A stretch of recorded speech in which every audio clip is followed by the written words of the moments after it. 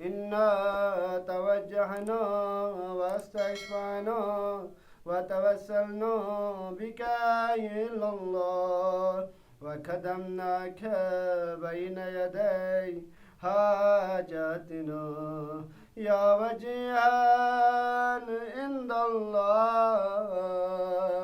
اشفع لنا عند الله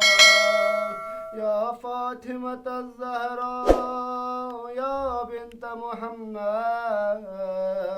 يا قرة عين الرسول يا سيدتنا ومولاتنا إنا توجهنا واستشفعنا وتوسلنا بك إلى الله وخدمناك بين يديها